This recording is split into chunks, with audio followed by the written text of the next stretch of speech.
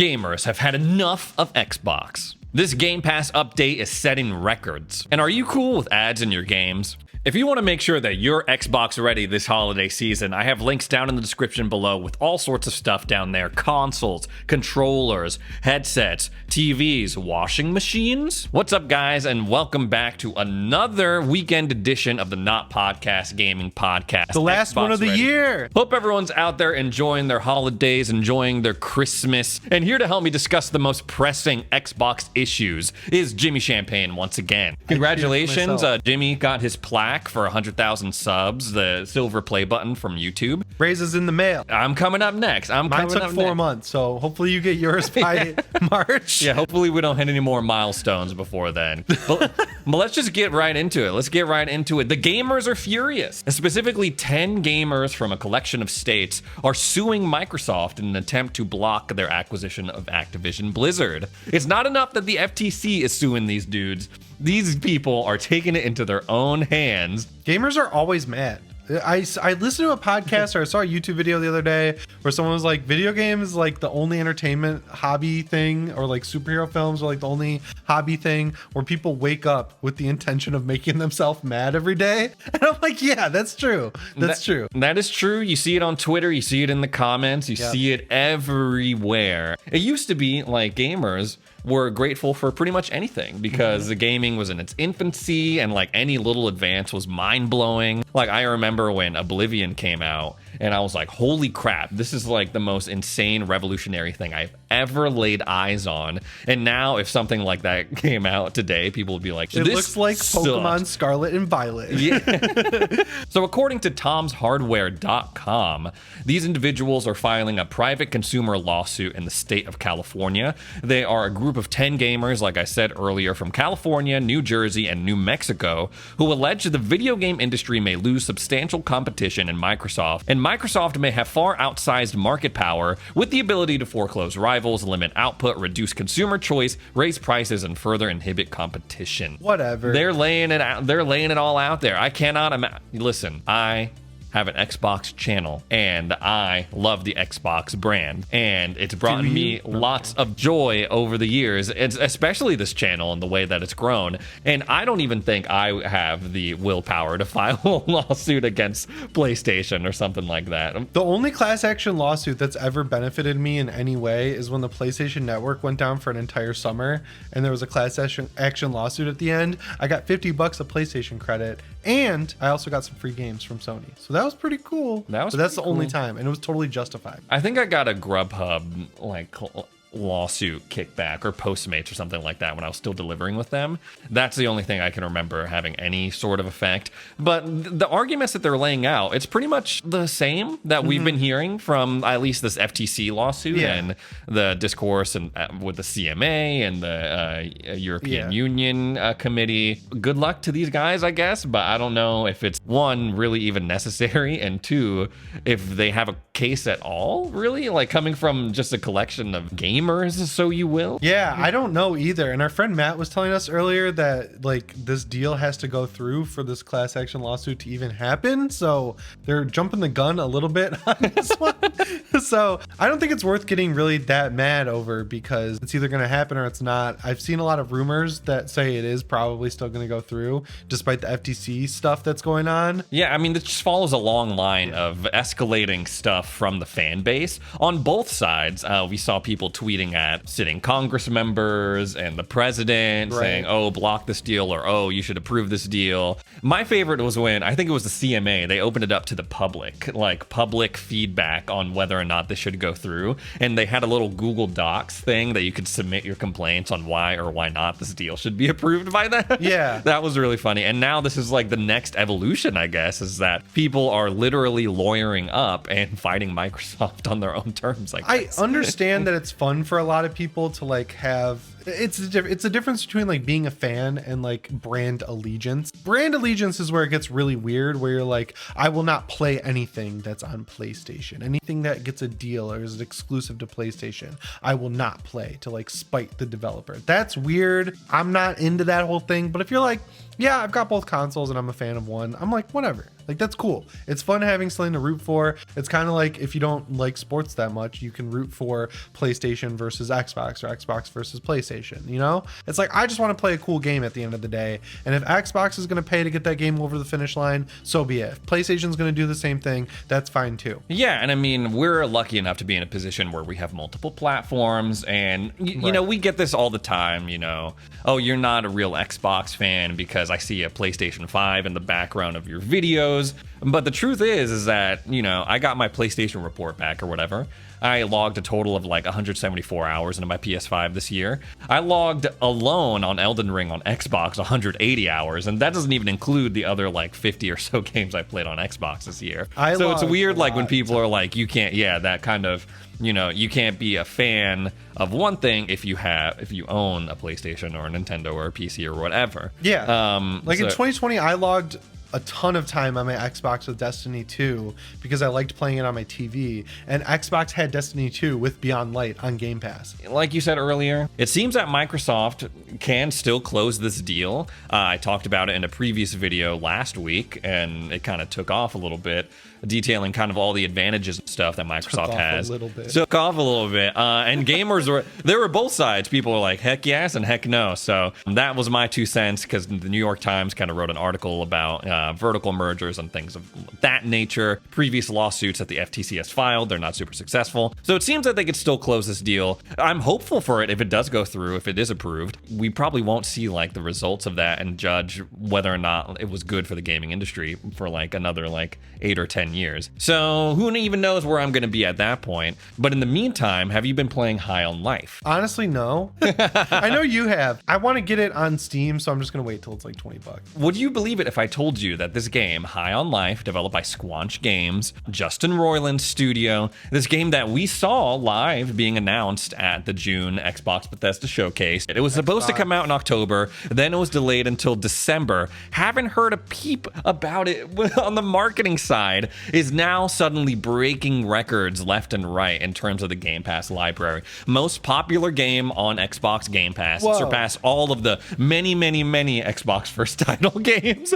It surpassed Minecraft as well. Wow. The most popular game on Game Pass right now, and definitely the most popular quote-unquote independent title, for sure, by like a large margin. Yeah, totally. That game looks awesome. I'm super excited to play it. It's cool because I saw a lot of haters for it when it came out. They're like, oh, this comedy sucks. Like, look at the Rick and Morty fans from Szechuan Sauce Time. And it's like, I don't know. I don't think that detracts from his writing as a whole. That just like detracts from those stupid fans, right? Like, I think he's funny. I still laugh at every Rick and Morty clip I see on TikTok with the mobile game footage under it. I think you'll like, because there's a lot of out-of-pocket stuff in this game. Every Rick and Morty joke I see like snipped out, I'm like, that is funny. And it's not only the fans that were, or people who don't like Rick and Morty kind of poo-pooing on it, but like major media outlets in their reviews were also kind of crapping all over it too. That. It was like the people who reviewed it at Pure Xbox, Eurogamer, and then I'm pretty sure IGN had this like really crazy review, or Polygon. Despite that, people, it's like the critic score boo-boo, but the user score is like pretty high. Yeah. And I saw this is what makes me want to play it. There's a part where you yes, and that was a Steam review I saw. It said you, and then you get an achievement for it that says you can't do this in Fallout, and I thought that was so funny. Yeah, they put you in those situations where it's like you can either walk by, or like this guy who's like continuously talking trash to you, like you could shoot him. There's a couple of moments like that in the game, and it starts out pretty one note combat wise. You have the one gun, but then you get other talking and they can guns, all talk. and they can all talk. They all have different personalities. One of them like shoots basically little children out. The whole joke is that it's pregnant and just shoots its babies out. I like the knife. Yeah, the knife is pretty. The knife kind of takes a back seat towards the end. The ending, the only thing I will say, felt a little rushed. That's what a lot of people are saying. I was like, I finished it. I was like, oh, well, that's kind of the mid to range game. I don't think they're gonna do a DLC. Whoa. I'm not sure. Well, I bet they will now, or like fast track a sequel. I gotta praise this game for two things. First off, I gotta praise it on PC. They launched it with the stuttering issue. They fixed it in a day. It's a super easy issue to fix. It's the one I talk about all the time. It's the shader compilation thing. They fixed that in a day. It compiles the shaders right away. And the other thing is that you can watch the entirety of Tammy and the T-Rex in it. It's Paul Walker playing a guy who gets turned into a T-Rex. Yeah. I've seen it before on Joe Bob, but it's awesome. Yeah, you can watch multiple movies in there. There are these things that you can warp in, like you can warp in a skate park, or you can warp in like a tiny little city that have these really funny gags. And you can warp in a movie theater, and then you sit down, it plays a whole 2-hour movie. You know, it was a breath of fresh air, honestly, having this Game Pass title come out with little to no hype and seeing it blow up like that and people really enjoying it and really responding to it. There are some Easter eggs in it that I was really enjoying. Space Applebee's, that whole mission, I really enjoy. Like, you're sitting trying to have a serious conversation with your gun. He's like confessing something to you, and the waiter keeps coming up like, oh, can I get you like a one of our signature cocktails, please? I loved that part of the game. Pretty fun game, especially that it's on Game Pass. Is it worth like $70? I don't think so. But that's why I'm waiting. Yeah. Congratulations to Squanch Games High on Life for having this massive success on Game Pass, validating a lot of people's subscription this month, perhaps. I hope to see more stuff from them in the future, whatever they do next. And speaking of games coming to Xbox, one of the most highly regarded PlayStation exclusives of this year finally making its way over to Xbox consoles in March of 2023. God of War Ragnarok? Oh. No. We don't got that over here. We got God of War at home, and it's like that bootleg version that appeared on Xbox. That was awesome. I like that version better. Would have easily beaten Elden Ring for Game of the Year, that version. Sifu, I don't know for if anyone who's not familiar with it, what's this fighting game, sort of. It was a roguelike game, more like it, but it was Kung Fu inspired, and you would go through, and every time you were defeated, you came back and you aged a little bit, but you got a little bit more experience, you got a little wiser. It was a really cool concept, really cool game. I feel like it came and went, didn't really generate a lot of too much buzz in the PlayStation community, or at least it didn't last long because it was coming out around the same time as Elden Ring. But cool little title nonetheless, finally making its way over to Xbox in March 2023. This game's sweet. I started it on PS5, I want to say, and then I moved to PC on the Epic Game Store, and then I was like, man, this sucks on the Epic Game Store. I'm gonna wait for it to come to Steam. So I'm really excited that it's coming to Steam because I will definitely pick it up. It's cool, and I mean, yeah, timed exclusives, whatever, on both sides are kind of a bummer, but it's kind of filling this gap on Xbox. There's not really a game like that on Xbox right now that I can think of off the top of my head. It's not very good. I played it. Midnight Fight Express. Oh, I have played that. It was not very good. I have played that. It was fun at first. I was like, oh, I'm doing all this crazy stuff, and then kind of that game is it's long. Yeah, there's like so many stages. floaty. I was like, I don't know. Yeah. Midnight Fight. That's a decent comparison. Not too much, but yeah, you don't have to play Sifu alternatives. You could just play Sifu. So yeah, if you're a fan of Kung Fu, if you're a fan of action, then Sifu might be the perfect game for you. Like I said, it's coming March 2023, and that's like kind of right smack dab in the middle of when a lot of Xbox games are supposed to be coming out. So maybe you'll miss it, maybe you won't. We'll see. Thank you, Tim Sweeney, for paying for a year of exclusivity. That was really cool of you. Thanks a lot. That was really cool. Now, I'm glad that you're actually here to discuss this next topic. This is something we talked about in the last video, but Microsoft may be exploring an ad-supported tier for Xbox Game Pass. And I say that I'm glad to have you on because we were a part of a conversation, privy to a conversation, where these ideas were thrown around with some very interesting people. My dad. And your uncle. My uncle who works at Xbox. No, I don't actually. That's not a real thing. So long story short, this survey has popped up talking about the Xbox Game Pass family plan, but also probing people's feelings about how they would feel about an Xbox Game Pass Lite with ads. I feel like that is a weird idea. So like, where would you see the ads? Like when you're booting up like a cloud streaming game or something? It's like, I kind of get it. Like, according to this survey document, what little we know, it would be any Game Pass game that you download to play directly off your console. It would show you an ad before the game started. That's how it's looking preliminary. What? Like, that's so weird. But there is an appealing aspect of this. Okay. And that it's really, really cheap. Like how much are we talking? Like $5? Well, according to this little survey thing, $3. $3? $3 a month. Yeah. So yes, ads can be really annoying. But if it's really Xbox Ready video an ad to go before Game Pass. Oh no. So everyone's gonna watch you. Oh no. Our 20-minute Don't joke about that. $3 potentially. Obviously, nothing is set in stone. Then, Would but it's the already library been. be more limited of games? It would be more limited. You would have the first party stuff, but the new first party stuff would take 6 months. I was like, oh, they're just going to limit it to their best games? That sucks.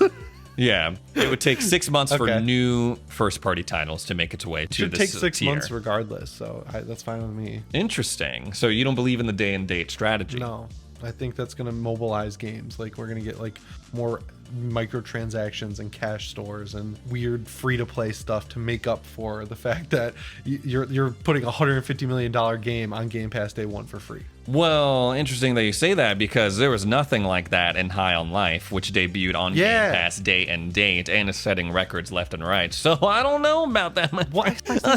Man. That's cool. They should buy Squanch Games. Again, according to this little survey, nothing's set in stone yet, so don't go and run and tell your best friend about this new tier of Game Pass. No, we're gonna be getting it for $3. But it would be coming with Xbox Live Gold, is what Whoa. it said in the thing. So it's like you potentially have a way cheaper version of an Xbox Live Gold. People like Jez Corden were raising the question of, would that be enough to offset this like super cheap price, the money that they're getting from the ad revenue? I don't know. Maybe. It Maybe. depends. I think this is an okay system where it's like you're watching an ad before you launch something. It's just like, oh man. I mean, there's already a bunch of ads on my Xbox dashboard anyway, so it's like, But you're paying what's a for it. few You're more? choosing. You're being Yeah. like, I'm a cheapskate and I'm being punished for it. But I'll be really interested to see how they restructure things, because we know it's coming. We know that Xbox Yeah. Live Gold is on the outs. We know they have this family plan coming. I can't believe that they would drop the family plan without kind of restructuring their existing Game Pass tiers and their existing subscription services like Xbox Live Gold. Jez Corden was writing in his article that this may be tied to this new patent that Microsoft has filed, where they yeah. basically monitor like how many times you interact with the game at certain points. So like if there's a loading screen on and you're not really doing anything, they can Yeah. kind of track that and then identify that Dude, as a people might prime like moment this. to like prime that. Because it reminds me of what I was talking about earlier, those TikTok clips where it's like you get the clip from the show and then there's the mobile game footage under it. It's just the Yeah. reverse of that. Like you're the one playing the game. And like, yeah, people might like that because I saw there's a Chrome extension you can get now that adds mobile game footage to like Hulu when you're watching Family Guy or whatever. People like this stuff apparently. I don't know. Now, I know a lot of people have very strong feelings about that, but we do see it in a lot of mobile games, and it may creep its way over to Microsoft. It hasn't happened yet. They're just asking people. Hopefully, through this feedback that they're getting, they can craft something that is not only lucrative to them, but appealing to consumers and Xbox fans as well.